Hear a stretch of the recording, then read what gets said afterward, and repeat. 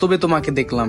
ও তাই? হ্যাঁ, আমি যখন তোমার ছবি তুলে দিতাম তখন তোমাকে কতটা সুন্দর দেখছি, আর এখন তুমি বাস্তবে অনেক সুন্দর। জান, এভাবে বললেন না, আমার শরম করে। আচ্ছা, তুমি কি খাবা বলো? এইদিকে তো তেমন কিছু পাওয়া যায় না। ফুচকার চটপটি আছে, কি খাবা বলো? আমার না খুব ফুচকা অনেক পছন্দ, চলো ফুচকা খাই। আচ্ছা ঠিক আছে, আমি অর্ডার দিতেছি। এক্সকিউজ মি, এখানে 2টা ফুচকা দেন। ভাইয়া একটু তাড়াতাড়ি আইনেন। আর হ্যাঁ কবিতা, তোমার বয়ফ্রেন্ড থাকতে তুমি আমাকে নাম্বার দিলা কেন? শোনো তাম্বির, আমি ওর সাথে 1 বছর ধরে রিলেশন করতেছি, আজ তুমি আমার কোনো একটা স্বপ্ন পূরণ করতেই পারে নাই।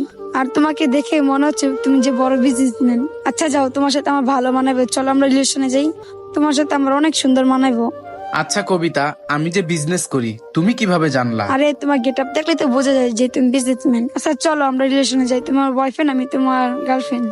হ্যাঁ, তুমি ঠিকই বলেছো, তোমাকে আর আমাকে ভালোই মানাবে। আচ্ছা, তোমার যে আমি দেখছি R15 এর সামনে, তোমাকে দেখে আমার অনেক ভালো লাগছে। ও তাই? আচ্ছা তাহলে তো আমরা দুজন এখন বয়ফ্রেন্ড গার্লফ্রেন্ড। চলো আমরা এই শীতে কক্সবাজার ট্যুরে যাই। আচ্ছা ঠিক আছে চলো। ম্যাডাম, স্যার, এই নেন আপনাদের ফুচকা, এই নেন পানি। আরে রাসেল, তুমি এখানে?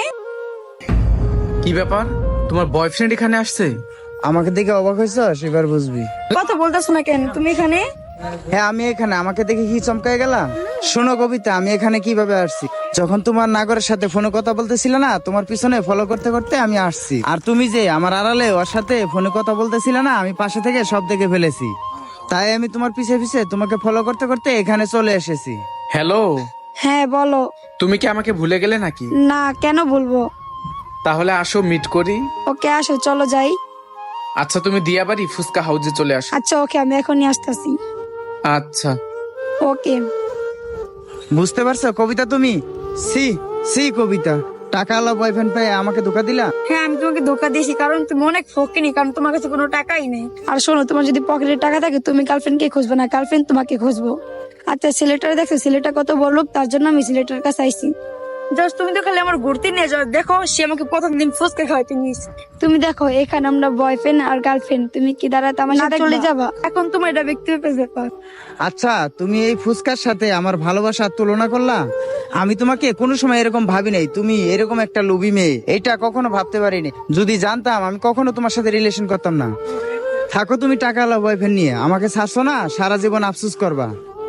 যতক্ষণ তোমার এই সৌন্দর্য আছে ততক্ষণ তুমি টাকাওয়ালা বয়ফ্রেন্ড পাবা। যখন সৌন্দর্য শেষ হয়ে যাবে তখন টাকাওয়ালা বয়ফ্রেন্ডও চলে যাবে। এ বেটা, তোর এখানে জ্ঞান দেয়া লাগবে না। তোর টাকা নেই দেখে কি সবাই কি এক ভাবতাছস নাকি? যা এখান থেকে, তুই টাকা ইনকাম করে এরকম একটা সুন্দরী নিয়ে ঘুরিস। এখন যেহেতু তোর কাছে টাকা নাই, এত জ্ঞান শোনার দরকার নাই, তুই যা। হ্যাঁ ঠিকই বলছি, তুমি চলে যাও। শোনো ভাইয়া, এই দুনিয়া এখন সবাই টাকার পাগল।